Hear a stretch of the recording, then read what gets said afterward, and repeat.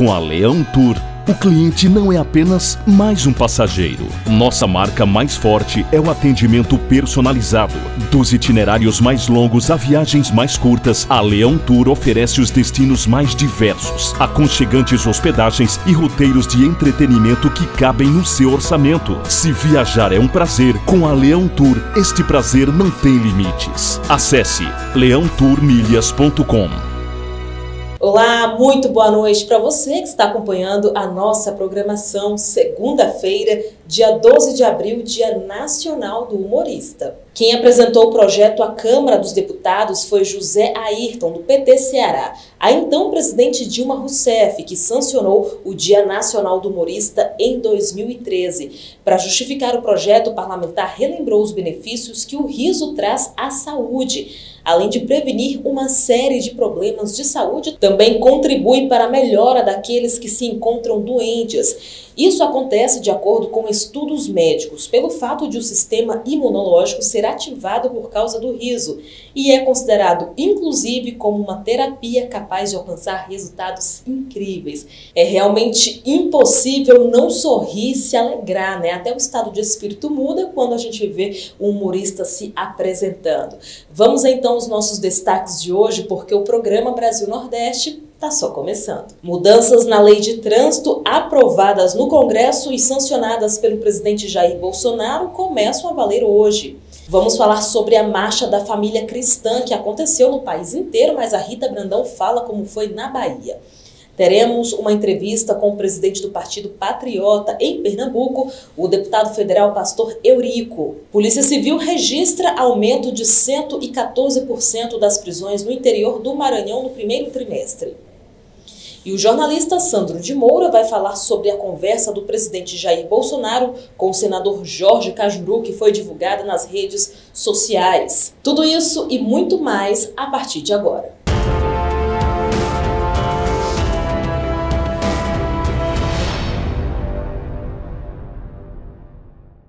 Nós abrimos a edição de hoje falando sobre a conversa entre o presidente Jair Bolsonaro e o senador Jorge Cajuru.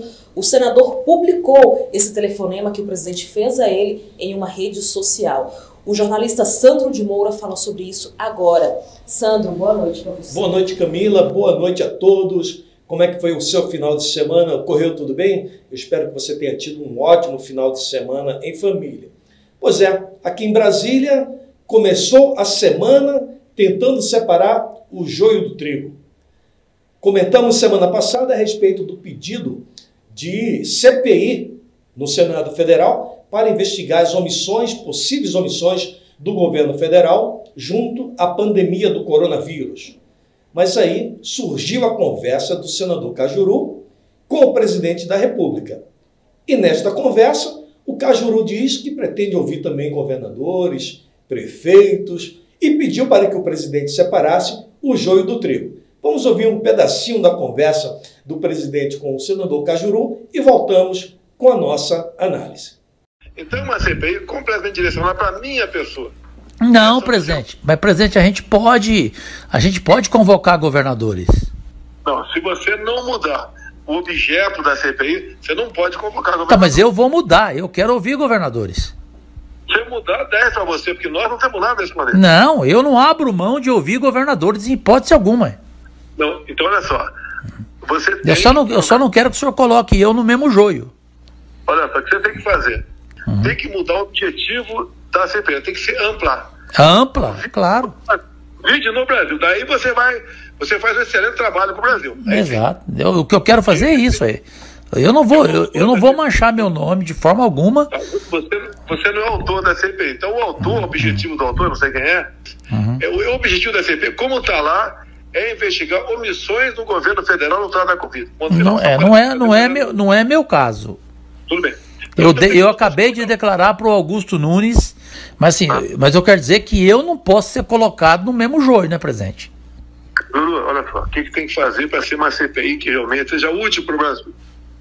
Mudar a amplitude dela. Bota governadores e prefeitos. Sim, claro. Presidente da República, governadores e prefeitos. E eu fui o primeiro a assinar para governadores e municípios. O senhor pode ver lá, eu fui o primeiro a assinar. Então, portanto, eu concordo da amplitude. solicitar minha conversa contigo, CPI ampla do Covid, tá certo? E também que o Supremo, né, com o ministro que... Exatamente. Se ele fez com a CPI, ele tem que fazer também com o ministro, né? Sim, tá ok. Né? Quer dizer, então foi uma coisa justa. Agora, o que é difícil para mim é que eu tenho uma posição dessa presente. Aí todo mundo vem contra mim, porque a fala do senhor generaliza todo mundo. Né? O Cajuru, não é só eu, não. Todo mundo que conversar com o senhor como eu acho que o senhor tem que separar o joio do trigo. Tá aí. Espero que tenha ficado claro para a senhora, para o senhor, o posicionamento dos agentes públicos do nosso país. Senador Cajuru foi até o STF pedir para que fosse instalado a CPI sobre uma possível omissão do governo federal em relação ao Covid-19. E aí uma gritaria nas mídias sociais dos bolsonaristas para que prefeitos e governadores também fossem ouvidos. Afinal de contas, o STF deu poder aos prefeitos e aos governadores para tomar a decisão que quisessem na ponta nos seus estados e municípios. Até aí eu acho que está tudo muito claro. Quando veio o pedido da CPI, era para investigar apenas o governo federal. E aí, óbvio, essa conta não ia fechar. Mas o senador Cajuru ligou para o presidente da República, pedindo para que o presidente conversasse com seus interlocutores e deixasse claro que ele não faz parte do joio. Ele quer ouvir também os governadores, quer ouvir os prefeitos, e disse até que pela mãe dele não faria nada diferente disso. O que nós esperamos é que a verdade venha à tona, assim como pediu o próprio presidente Jair Bolsonaro. Falou, olha, investiga todo mundo, investiga o presidente, investiga governadores, investiga prefeitos, porque se você fizer assim, essa CPI vai servir ao país. Mais uma vez, fica claro que o presidente Jair Bolsonaro não é assim tão bom no uso das palavras, né? Mas ele acaba falando aquilo que a população brasileira, aquela população, aquela de boa fé, realmente quer. Coloca tudo para fora. Se não tem nada a temer, prefeitos e governadores têm que estar nesse pacote, sim. Agora, o senador Rodrigo Pacheco, presidente do Senado, havia feito uma fala já na semana passada, de que não era o momento para fazer CPI, porque nós vivemos num momento de pandemia, num momento de dificuldade até para colocar as ações da casa de forma presencial. Ele disse que não era o melhor momento, por isso ele não havia colhido ainda, não havia implantado a CPI. E, mais uma vez, parece que esse mineiro tem razão. Faltava o bom senso para ver o tempo de fazer as coisas. O que o país precisa nesse momento é de união dos esforços dos entes federativos para poder vencermos a pandemia. Mas se no ruim de tudo tiver que ser da forma como o Barroso quer, então que se ouça prefeitos, governadores também, inclusive que o Barroso, o ministro Barroso, né, o excelentíssimo ministro do STF, coloque para andar também a CPI do ministro Alexandre de Moraes. Porque aí fica tudo no 0 a 0 e quem ganha com isso é a população brasileira. Sandro de Moura, de Brasília. Obrigada, Sandro de Moura, trazendo as informações quentes desta segunda-feira no meio político, da conversa entre o presidente Jair Bolsonaro e o senador Jorge Cajuru, que deu o que falar. A gente segue aqui no nosso programa, a gente continua falando do presidente Jair Bolsonaro, porque a lei que foi sancionada por ele, nas mudanças de trânsito, começaram a valer hoje. Então vamos ver o que muda. Haverá uma escala com 3 limites de pontuação para que a CNH seja suspensa. 20 pontos se o condutor tiver 2 ou mais infrações gravíssimas em um período de 12 meses. 30 pontos se tiver apenas uma infração gravíssima no mesmo período. E 40 pontos se não constar entre as suas infrações nenhuma infração gravíssima nesse intervalo.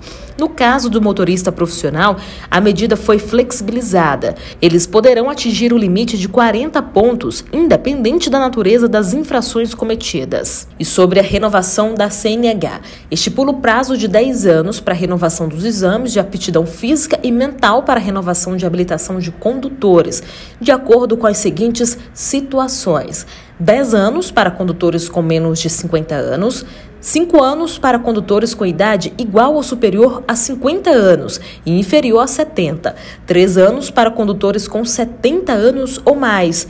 O texto diz ainda que em casos de indícios de deficiência física ou mental ou de progressividade de doença que diminua a capacidade de condução, o perito examinador pode diminuir os prazos para a renovação da carteira. Sobre o uso da cadeirinha para as crianças.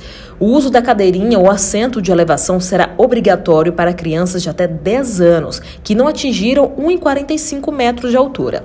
O descumprimento continua sendo considerado infração gravíssima. Hora de chamar a nossa assistente de mídias sociais. Olha só, a Natânia Mello vai falar sobre a economia do Ceará, que reabriu, mas com uma série de medidas de restrições, como, por exemplo, com toque de recolher e lockdown aos fins de semana. Natânia, boa noite para você. Olá, muito boa noite a todos.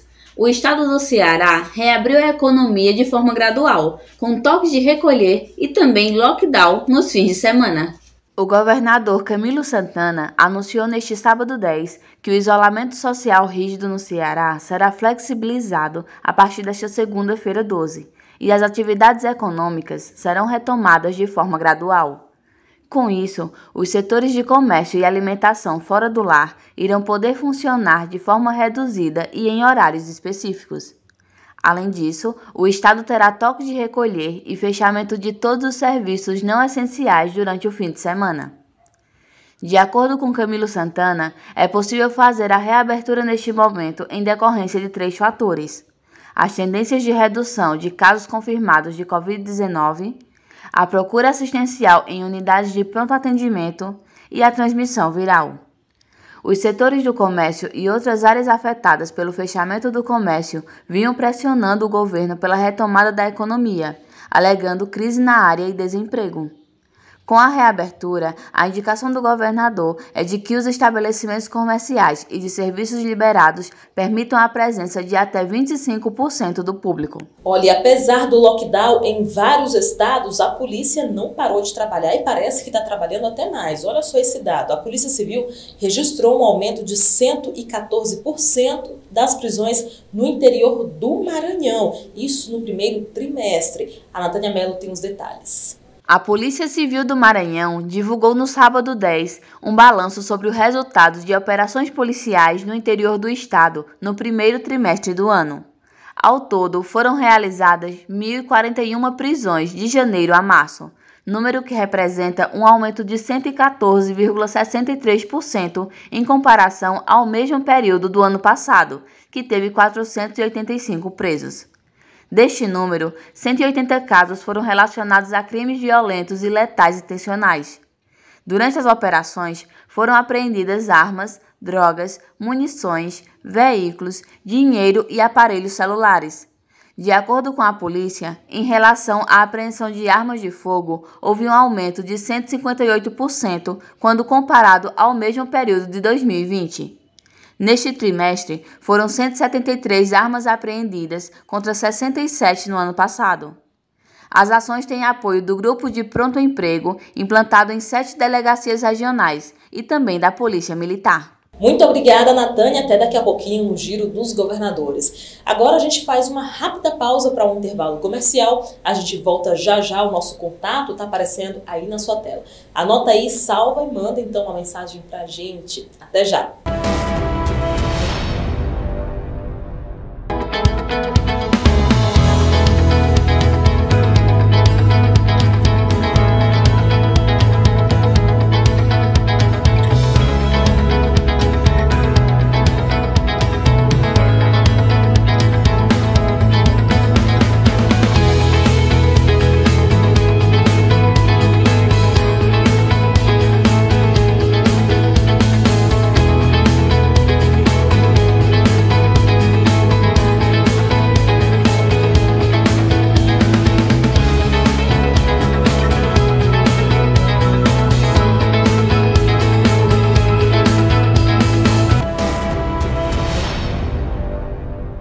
Olá, estamos de volta e a vacinação contra a gripe começou hoje aqui no país. A Rita Brandão fala sobre a campanha. Rita, ótima noite. Boa noite, Camila. Boa noite, Sandro de Moura. Boa noite a todos os telespectadores do Com Brasil Nordeste. A Prefeitura de Salvador lançou na manhã de sábado, dia 10, o plano de estratégia de imunização contra a gripe H1N1, que será iniciada nesta segunda-feira, dia 12. Conforme o prefeito Bruno Reis, o principal objetivo para este ano é vacinar 90% de cada grupo prioritário para evitar o colapso do serviço de saúde em meio à pandemia do novo coronavírus. A primeira fase começa hoje, dia 12, e segue até o dia 10 de maio. Serão vacinados crianças de 6 meses a 6 anos, gestantes, povos indígenas e trabalhadores da saúde. Vamos à fala do prefeito Bruno Reis. Acabamos de apresentar o detalhamento da campanha de vacinação contra a gripe, contra a influenza, que nós vamos iniciar na segunda-feira, dia 12 de manhã, em nossa cidade. Essa primeira fase ela tem 3 públicos: gestantes, crianças de 6 meses a 6 anos e os trabalhadores da saúde.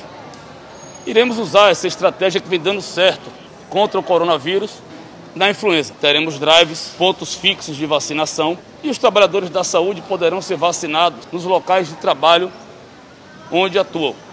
Isso nós vamos contar com a parceria dos hospitais. Então acompanhe pelas nossas redes sociais os pontos fixos de vacinação e os drives exclusivos. Teremos a vacina exclusiva para a influenza em locais separados da vacina contra o coronavírus, que segue avançando em nossa cidade. E ontem teve Marcha da Família Cristã pela Liberdade. Esse evento aconteceu no país inteiro. A Rita Brandão fala como é que foi na Bahia. Ocorreu na manhã de domingo ontem, dia 11, a Marcha da Família Cristã pela Liberdade, que teve como objetivo manifestar e chamar a atenção dos poderes públicos para o direito e liberdade que os cristãos têm em cultuar a Deus. O evento se concentrou no bairro de Águas Claras e teve como destino Cajazeiras, em Salvador. A manifestação ainda ocorreu em diferentes regiões do Brasil. A carreata contou com a participação de doutora Raíssa Soares e o político César Leite, que criticaram a decisão do Supremo Tribunal Federal em suspender a realização de missas e culto das igrejas e templos com a participação dos fiéis na pandemia. Diz a doutora Raíssa: estamos em Salvador, mas a nossa manifestação está por todo o Brasil. Nós, cristãos, precisamos ter liberdade, liberdade do culto e de lutar pelas nossas famílias.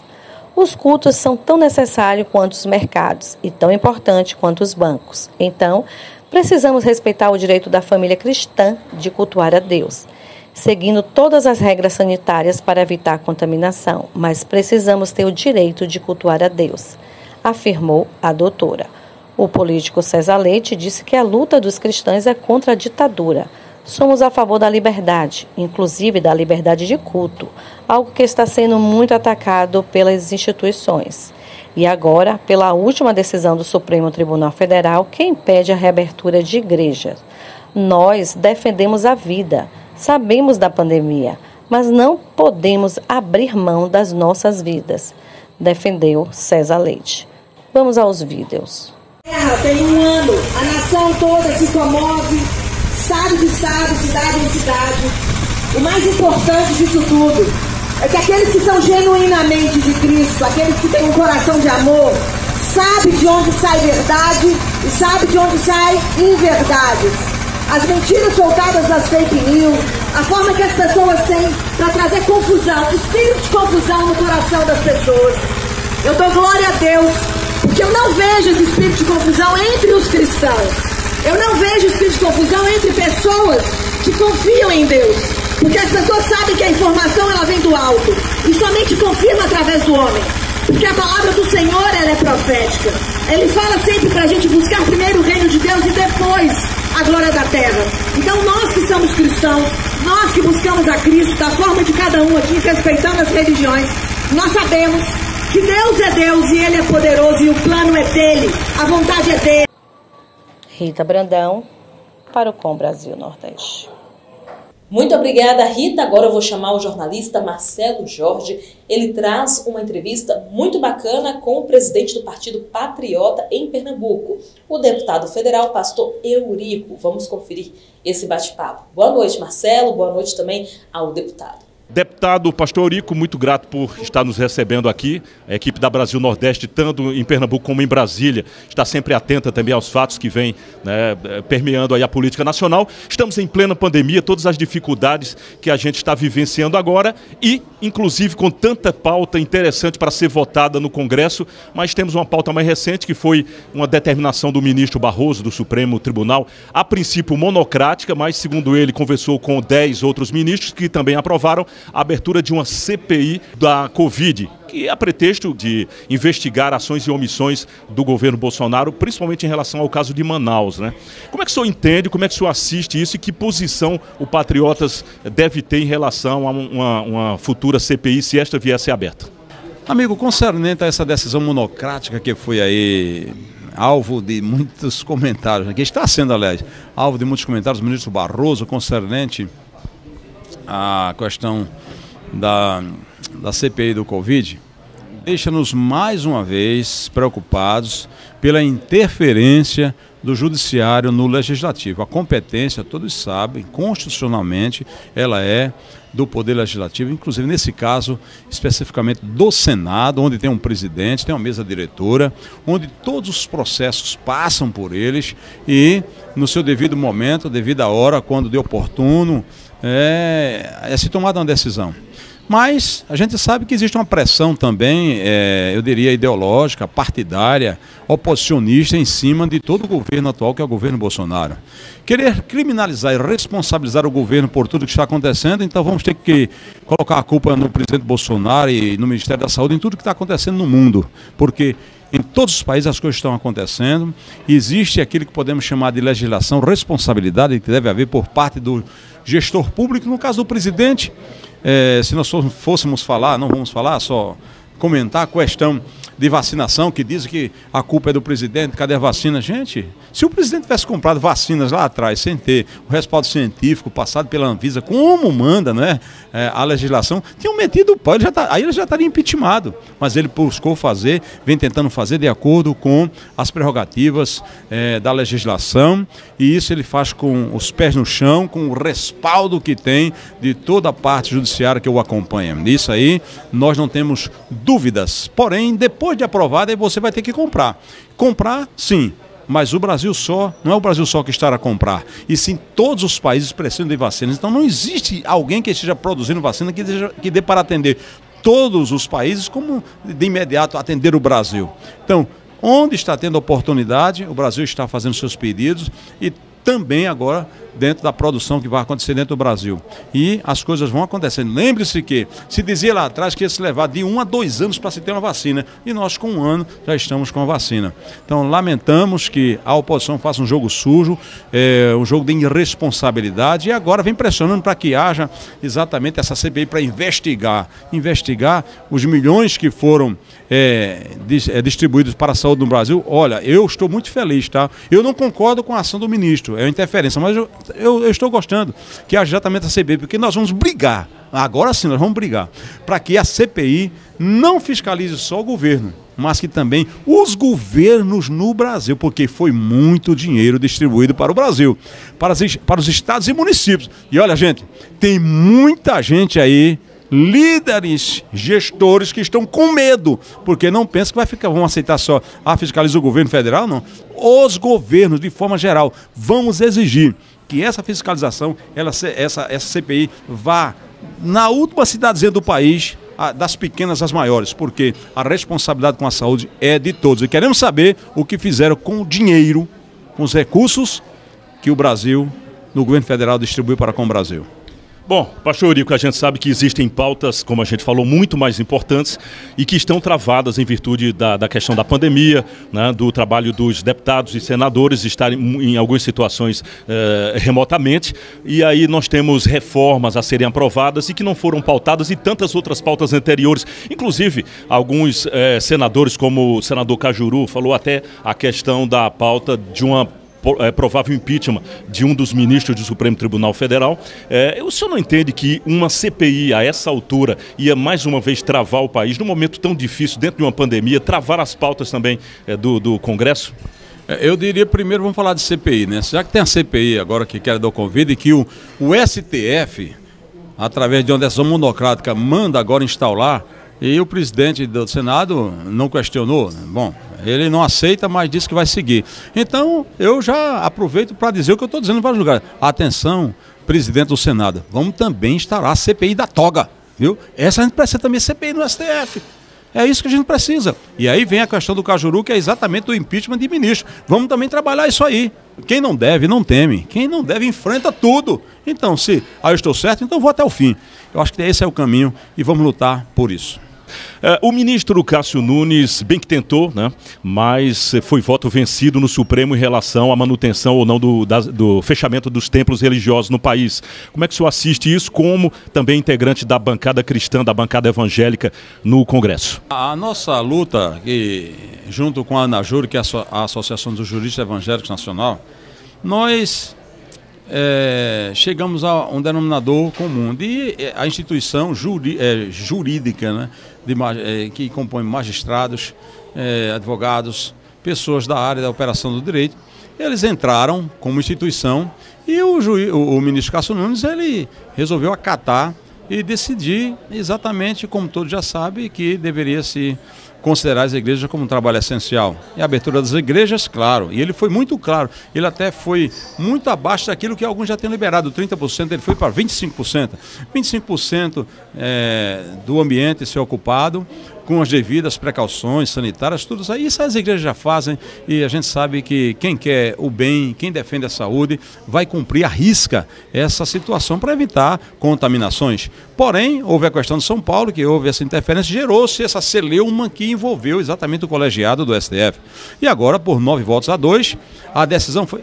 Agora vamos ser justos, né? Não vamos dizer aqui que o STF agora está proibindo cultos. Não foi bem assim. O parecer do STF, a votação foi que os governadores e prefeitos devem ser respeitados nas suas decisões. Ou seja, eles acabaram de dizer o seguinte: o que o governador está fazendo lá, e o povo evangélico, religioso, das instituições religiosas, muita gente está revoltada, querendo cultuar, se reunir, congregar, essa decisão, ela é de cada localidade. Então, eu acho que agora precisamos apelar que os governadores repensem suas decisões e pensem naqueles que querem congregar dentro das devidas exigências de proteção de saúde. Aí sim, nós defendemos a abertura das igrejas, sim, eu defendo. Não, como muita gente pensa, aí vem todo mundo, aglomera de qualquer jeito. Não, senhor.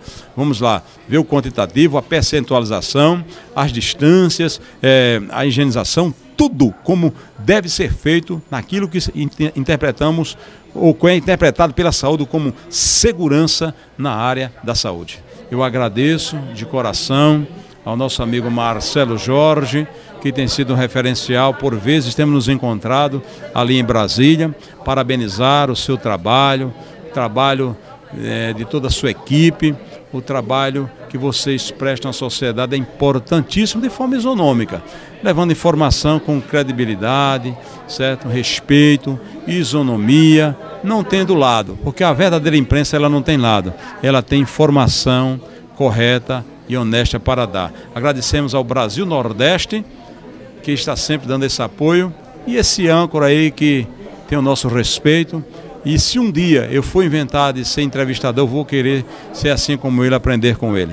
Muito obrigada, Marcelo Jorge. Obrigada também ao deputado Eurico, né? Programa Brasil Nordeste sempre trazendo notícias e também entrevistas importantes aqui para você ficar sempre bem informado. Hora de abraçar as cidades aniversariantes de hoje, segunda-feira. Dário Meira, na Bahia.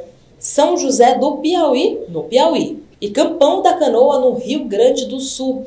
Parabéns a todos os munícipes, né? As pessoas que formam essas cidades, são elas que ganham um presente morando em cada uma delas. E o nosso programa fica por aqui, lembrando, hoje é só segunda-feira, amanhã tem muito mais para você. O nosso encontro marcado aqui é diário, todos os dias então, às 6 da tarde. Obrigada pela sua companhia, a gente volta a se encontrar amanhã. Tenha uma ótima noite, bom descanso. Tchau, tchau.